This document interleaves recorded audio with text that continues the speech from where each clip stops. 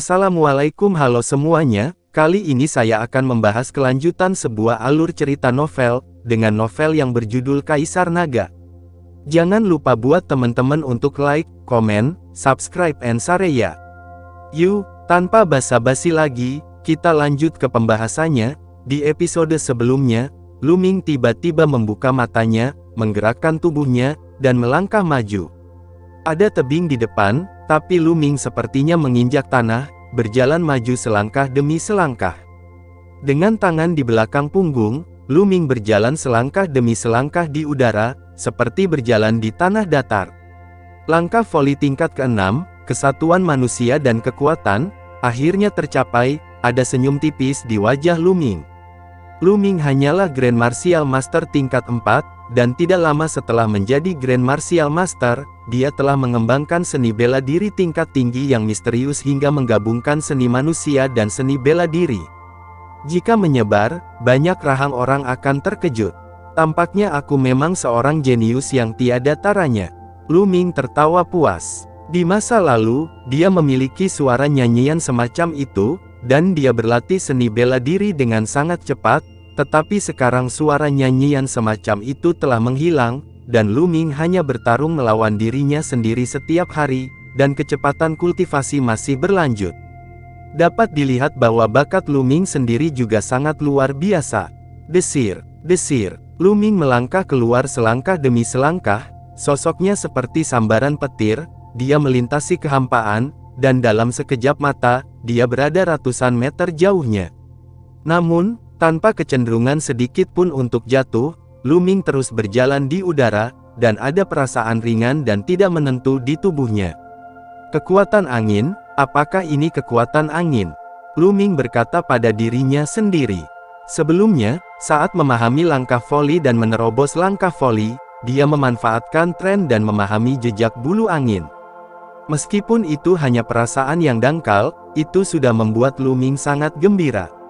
Orang biasa, hanya di ranah Wuzong yang memenuhi syarat untuk memahami kekuatan. Tapi sekarang, Lu Ming telah mencapai sedikit keberhasilan dalam kekuatan api, dan dia bahkan telah menyadari kekuatan jenis kedua. Momentum angin. Di masa depan, kekuatan angin dan api pasti akan semakin mencengangkan. Menggunakan momentum angin, dipadukan dengan langkah voli, kekuatan langkah voli telah mencapai tingkat yang mencengangkan. Lu Ming berjalan di udara dan berjalan 2000 meter penuh sebelum perlahan jatuh. Awalnya, bahkan jika seseorang telah mengolah langkah voli ke tingkat ke-6, bisa berjalan 1000 meter di udara tidaklah buruk. Tiba-tiba, teriakan datang dari bawah, dan kemudian, seekor Gosyaok emas melonjak, melambaikan sayapnya, dan memukul Lu Ming dengan bulu emas seperti pedang emas. Monster tingkat ketiga dan ketujuh, Gosyaok berbulu emas, akhirnya bertemu dengan monster yang layak. Mata Lu Ming bergerak. Saat berikutnya, dua perisai kuno muncul di depan Lu Ming. Bulu emas ditembakkan ke perisai, membuat suara emas dan besi berbenturan, dan percikan api menyembur ke udara. Namun, perisai di depan Lu Ming tetap tidak bergerak. Bunuh, kekuatan angin dan api. Lu Ming menusuk dengan napas panas, dan pada saat yang sama, kekuatan angin membantu api, membuat tombak Lu Ming benar-benar berubah menjadi tombak yang menyala-nyala. Tombak itu menembus semua rintangan, dan langsung menembus dada Gosyaok berbulu emas. Energi mengamuk merobek organ dalam Gosyaok berbulu emas dalam sekejap. Gosyaok berbulu emas menjerit dan kehabisan napas. Dengan satu tembakan, dia membunuh monster tingkat ketiga dan ketujuh. Kombinasi angin dan api begitu kuat. Wajah Lu Ming menunjukkan keterkejutan. Saat ini, Feng Zi baru saja memulai, dan dia telah mempelajari sedikit kedangkalan. Dapat dibayangkan bahwa jika Feng Zi memahami lebih dalam, dan menggabungkannya dengan api Si, kekuatan yang akan dikeluarkannya pasti akan lebih besar. Namun, angin dan api saling melengkapi. Itulah mengapa sangat mudah untuk bersatu. Jika mereka adalah dua potensi yang berlawanan, tidak mudah untuk bersatu, Lu Ming tahu betul. Apalagi ini hanya aliansi awal dan gotong royong, bukan fusi yang sebenarnya. Sekarang, Aku akhirnya memiliki sedikit modal untuk melindungi diriku dari para kultivator alam Wuzong, kata Lu Ming diam-diam. Di masa lalu, dia menghadapi Wuzong yang kuat. Bahkan jika dia mencoba yang terbaik, dia tidak bisa melarikan diri sama sekali, tapi sekarang, Lu Ming memiliki sedikit kepercayaan diri. Selanjutnya, Lu Ming terus berlatih sambil menuju ke ibu kota kekaisaran. Lu Ming tidak terburu-buru, jadi Lu Ming butuh setengah bulan lagi untuk tiba di ibu kota kekaisaran.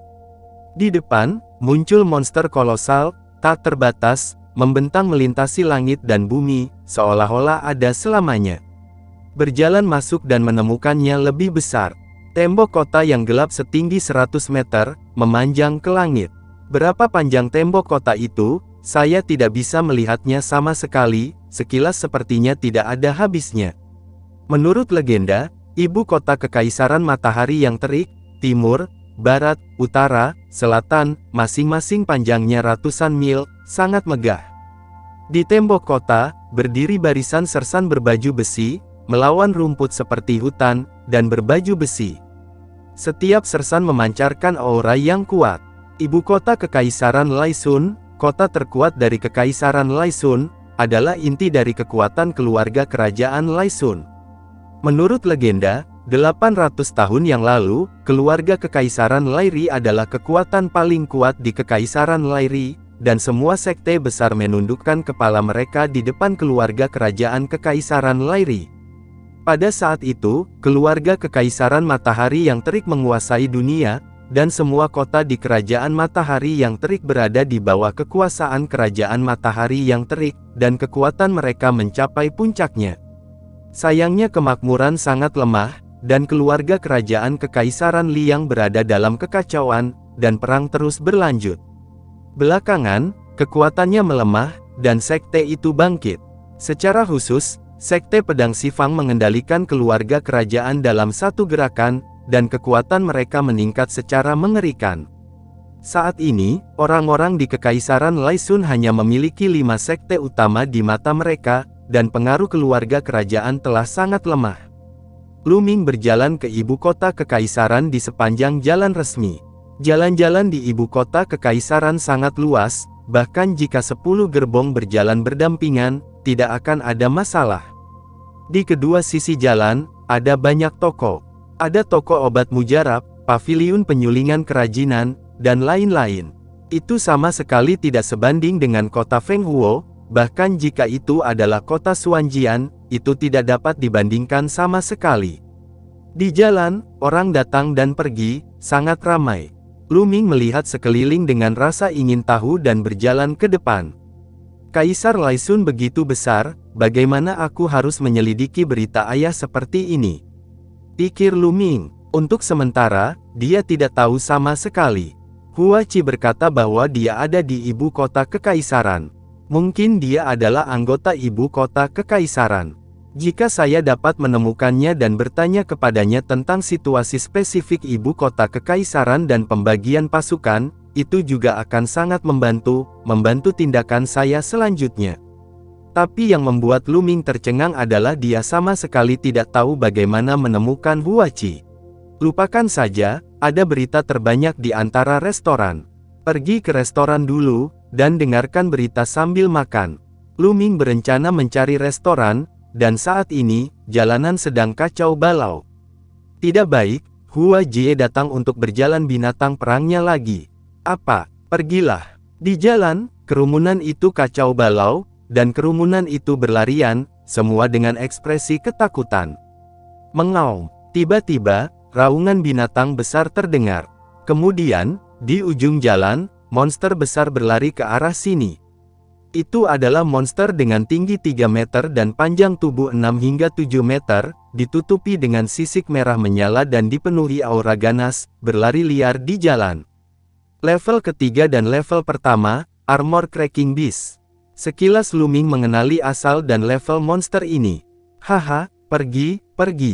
Di belakang binatang lapis baja itu, sekelompok orang menunggang kuda, berteriak dengan keras.